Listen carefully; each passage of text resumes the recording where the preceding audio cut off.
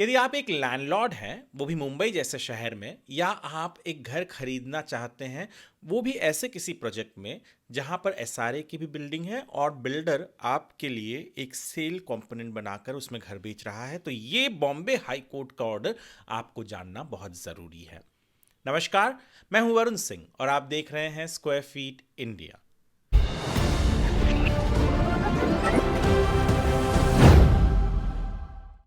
पिछले 20 सालों से रियल एस्टेट कवर कर रहा हूं एक जर्नलिस्ट के हैसियत से, और इस दरमियान बहुत से ऐसे केसेस आते हैं जहां पर प्रोजेक्ट अटक जाते हैं और जो होम बायर अपना पैसा लगाता है वो बेचारा रोते रहता है। एसआरए के भी कई प्रोजेक्ट्स होते हैं जहां पर एसआरए की बिल्डिंग भी बनती है और साथ ही साथ बनती है वो इमारत जहां पर बिल्डर होम बायर्स को घर बेचता है। पर ये इमारतें जो बनती हैं, जिस लैंड पर बनती हैं, वो लैंड किसी ना किसी को तो बिलोंग करता ही है। तो यहाँ पर आता है लैंडलॉर्ड, और कई ऐसे लैंडलॉर्ड्स हैं जिनकी खुली ज़मीन पर झोपड़े आ गए और एसआरए ने उन्हें स्लम डिक्लेयर करके वहाँ पर इमारतें बना दी।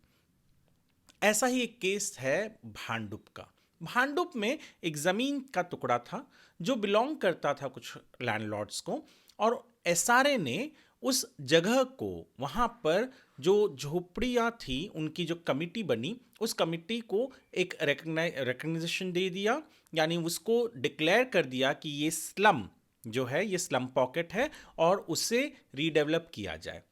लैंडलॉर्ड्स थोड़े आहत थे। उन्होंने कहा कि भैया, लैंड हमारी है, आप कैसे इसको स्लम डिक्लेयर कर रहे हो, और बिना हमें कोई इंटीमेशन दिए। वो पहुंच गए बॉम्बे हाई कोर्ट। दरअसल बॉम्बे हाई कोर्ट में एसआरए ने कहा कि वहां पर झोपड़ियां हैं, हमने पूरा लॉ और जो प्रोसेस है उसको फॉलो किया। पर उसी दरमियान लैंडलॉर्ड्स ने, या उनके वकील जो थे, उन्होंने कहा कि पर कोई भी लैंड जहां पर झोपड़ियां हैं, यदि आपको उसको स्लम डिक्लेयर करना है तो उसके लिए एक प्रोसेस है। वो प्रोसेस जो सेक्शन 13 है स्लम एक्ट का, उसके तहत जो लैंडलॉर्ड है, आपको उनको नोटिस इशू करना है। और उनके पास ये नोटिस जब आता है तो उनके पास 120 दिन का समय होता है कि वो खुद से वो रीडेवलप या वो जगह को डेवलप करना चाहते हैं या नहीं। लैंडलॉर्ड्स ने कहा कि उनके पास ये नोटिस आया ही नहीं, और फिर भी एसआरए ने सेक्शन 14 के तहत वो लैंड एक्वायर कर लिया।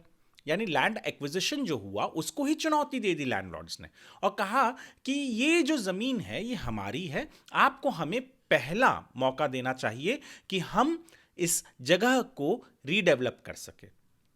कानून भी यही कहता है, और कोर्ट ने भी यही पाया कि भैया, जिसकी लैंड है वहां पर झोपड़ियां आ गई, झोपड़पट्टी वालों ने मिलकर एक एसोसिएशन बना लिया, या जो प्रस्तावित कोऑपरेटिव हाउसिंग सोसाइटी होती है वो बना लिया, और स्लम रिहैबिलिटेशन अथॉरिटी यानी एसआरए ने उस जगह को स्लम डिक्लेयर कर दिया। ये सब तो ठीक है, पर जो लैंडलॉर्ड है उसका क्या? तो यहां पर सेक्शन 13 के तहत जो नोटिस इशू नहीं किया गया, ये सबसे बड़ा ताकत बना लैंडलॉर्ड्स के लिए। लैंडलॉर्ड्स के वकील ने कोर्ट में यही बात रखी कि इस तरीके से यदि कानून नहीं फॉलो किया जाता है तो किसी भी लैंड पर कुछ लोग झोपड़ी बना लेंगे, और फिर उसके बाद में उस झोपड़ी को एसआरए डिक्लेयर कर दिया जाएगा, और एसआरए डिक्लेयर करने के वक्त जिनकी ज़मीन है उनको इंटीमेशन तक नहीं दिया जाएगा, सेक्शन 13 का जो नोटिस है वो तक नहीं दिया जाएगा। तो ये तो सरासर गलत होगा।